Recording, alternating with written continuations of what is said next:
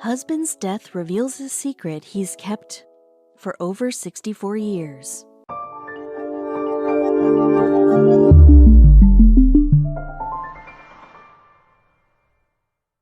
When your marriage lasts decades, they say you can communicate without even speaking.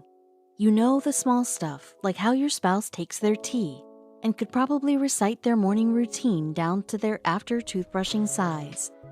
After a lifetime together, you'd think you'd know every secret swirling around in your partner's head. But do you really? One woman from Trowbridge, Wiltshire, laid her best friend to rest after spending her life by his side. It was only after packing up some dusty old paperwork that she stopped to read what her husband had written and discovered he'd been lying for the entirety of their marriage. His biggest secret left her second-guessing every moment she held dear. Audrey and her husband Glyn for short, had a marriage for the ages. In their 64 trips around the sun together, the couple shared everything from laughs to comfortable silences, and so much more in between. After decades of raising children and building their lives, they slid into their golden years hand in hand, through sickness and in health, is what they vowed to each other. And even Glyn's Parkinson's disease diagnosis couldn't shake their union. But their wedded bliss ended with Audrey at her husband's bedside in January of 2015, when Glyn passed away at age 83 from Parkinson's. With a heavy heart, Audrey started the exhaustive process of grieving her best friend.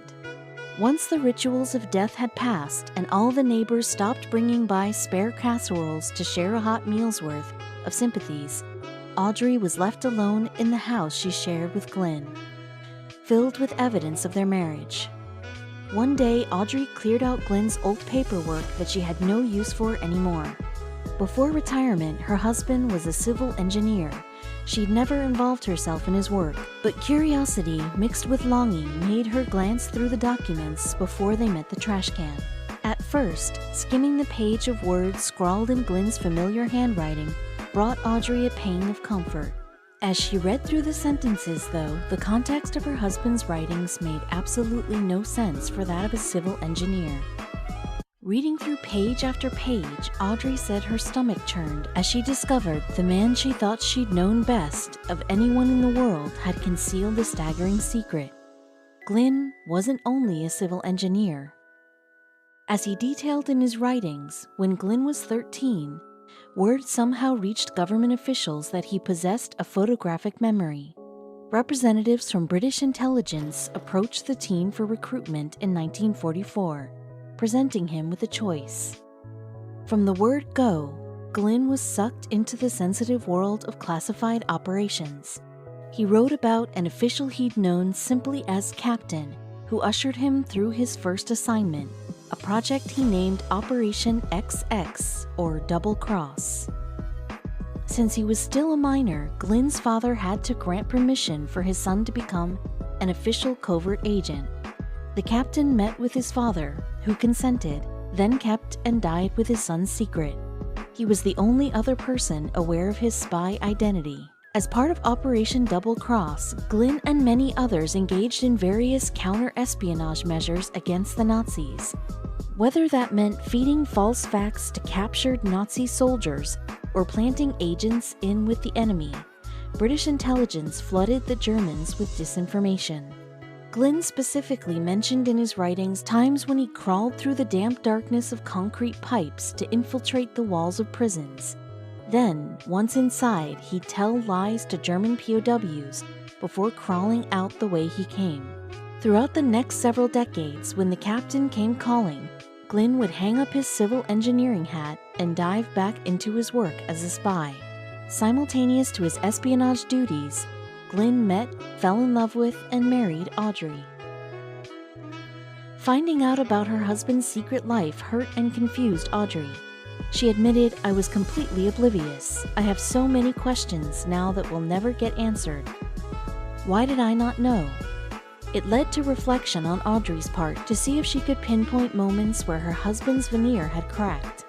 Glyn mostly worked from home while she went to her job as a home economics teacher. If he was sneaking off on covert missions, Audrey never noticed. In their happy marriage, Glynn and Audrey welcomed 2 children, yet no hints of his governmental duties leaked to any of his loved ones. He'd be off assisting in the capture of enemy spies and still make it home for a quiet dinner with the family. The toll that concealment had on their relationship wasn't lost on Glynn. He addressed it in his writings, saying specifically how his spy career impacted Audrey. "I look back now and think about what sort of life she must have had and how she put up with me. Despite the whiplash the realization gave Audrey, she held on to the notion that Glynn wrote out his story so that one day his words would be read. Even if he hadn't specifically confided in her before passing, she'd found out the truth through his voice on the page." In 2019, Audrey published Glynn's writings as a book titled Operation XX and Me, Did I Have a Choice? She hoped others would enjoy stepping into the shoes of a real-life spy and to create a lasting legacy for the husband who had to stay silent. Glynn was one of many men and women who risked their lives in an entirely thankless position. Their triumphs only came to light after they had helped change the course of history, but that isn't exactly unfamiliar territory for those serving undercover. For instance, though most were never taught her name in AP history class, Christina Skarbek's impact on the world can't be understated. Without her courageous and anonymous efforts, the planet would be a very different place. Prior to the Nazi invasion and occupation of Poland in 1939, she was the daughter of a count. After that defining historical moment, though, everything changed. She became a spy. On 21st April 1930, Christina married a young businessman, Gustav Getlich, at the Spiritual Seminary Church in Warsaw, but they proved incompatible. By 1944, she was known as Winston Churchill's favorite spy. Not only that, but she was widely believed to be the inspiration behind Vesper Lynd, James Bond's love interest from Ian Fleming's first Bond novel, Casino Royale. So what was it about Christina Skarbek that was so amazing? Though her entire life is fascinating, it's what happened after she traveled to London in 1938 with her second husband that things got the most interesting. While in London, Poland was invaded, and Christina became determined to help the British in their war effort. Ultimately, she was persistent enough to be sent on her very first mission. Christina was to pose as a journalist based in Budapest. Then, she would cross Slovakia and ski over the Polish border to Zakopane. From there on out, she would regularly make trips back and forth from Hungary to Poland, gathering intelligence along the way. British intelligence, which had placed Christina in a covert group called Section D, used her to gain valuable information about train schedules, guard movements, and to spread propaganda. Eventually going by the name Christina Granville, while undercover, Christina was known for many daring escapes. Once she was able to escape interrogation by German soldiers by biting her tongue so hard it bled and telling the soldiers that she had tuberculosis. Another time, she escaped a German patrol despite being stopped by guards by revealing to them that she had 2 grenades under her arms. Still, her most daring accomplishment was something even better. Christina was able to rescue her chief, resistance leader Francis Kameritz, after he was imprisoned by the Gestapo. To pull this off, she started by singing the song Frankie and Johnny, a song they both knew, while walking around the prison until she heard him singing back. Once she had made contact with him, she was able to convince the guards that she was Francis's wife. Then, after they allowed her to meet with him, she managed to bend the truth enough that the guards actually let her leave with Francis. Just like that, she sprung a resistance leader from German prison. In the end, she was Britain's first and longest-serving female special agent. Tragically, Christina was stabbed to death by Dennis Muldowney on the stairs of the Hotel Shelbourne in London on the 15th of June 1952 in reaction to her plans of leaving England for good.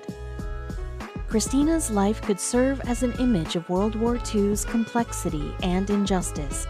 Even though she risked her life for Poland, Great Britain, and France, she found no shelter and reward for her outstanding service. Christine was a highly decorated agent. She was given many awards, including the OBE, Croix de Guerre, George Medal, and Polish Patriot Shield.